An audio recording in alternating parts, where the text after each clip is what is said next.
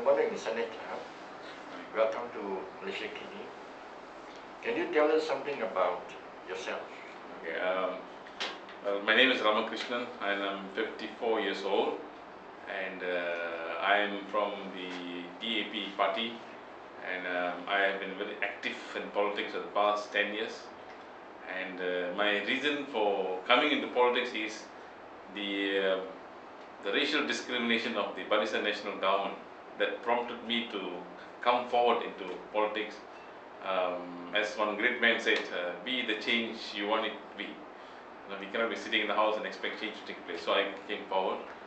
Well, and the last 10 years it has been quite exciting because since 1999, a lot of active politics has become a little bit more active in Malaysia. And finally, it culminated in 2008 March with unprecedented election results. So we hope that this is the beginning of a change for the better.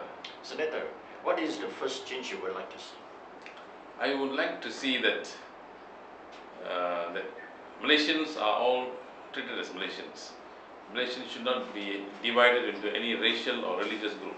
We are this land, we all belong to this country, and we have no other country to go to, and we want to contribute all of our effort to this country.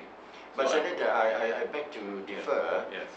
For us to be able to live together as one, I think it's going to take us for a very long time. Because like it or not, we have to face the fact is that there are still racism in many of us. Yes. Any comment about that? Yes. 50 years of racial indoctrination and insinuation has made every one of us in some way racial. But we have to make a change somewhere, we have to make a turn somewhere. Okay, let that be now, let that be the change taking place now. I see.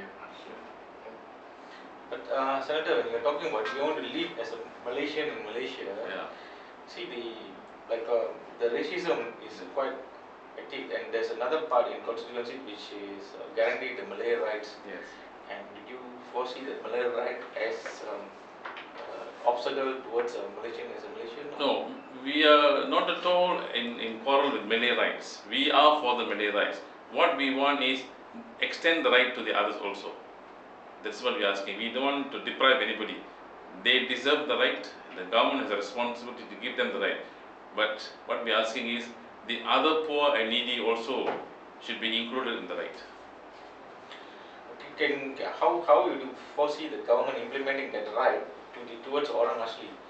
I believe you're on that issue. One of the most neglected group in this country are the Orang Asli, and unfortunately, after 50 years, they are in the same position they were 50 years ago. It's very sad, and I take this opportunity to request either the Jabatan Al-Ehwal Orang Asli to be disbanded or should go through a thorough change with make them more accountable to the general society.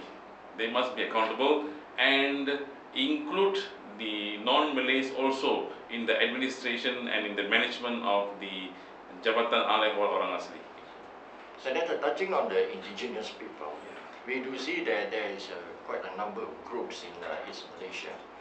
Why is that in East Malaysia they can live peacefully with various religions integrating together, and why it is so much different from Peninsula?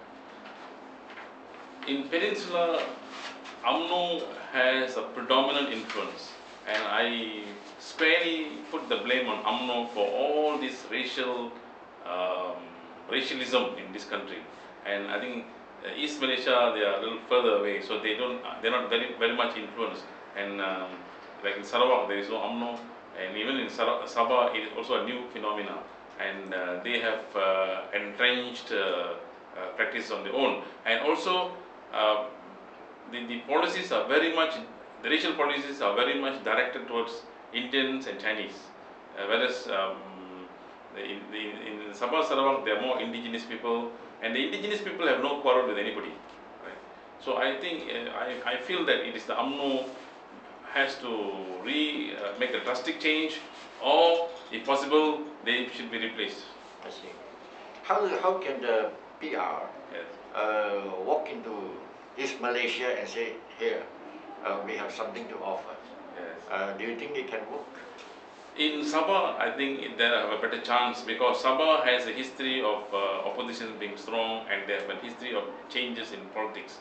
I think there's a very good chance in Sabah, but in Sarawak, one is because of the logistics of things which are so far apart and very costly. It is very costly, and the state government has a lot of grip on many of these state mechanism and apparatus in the state.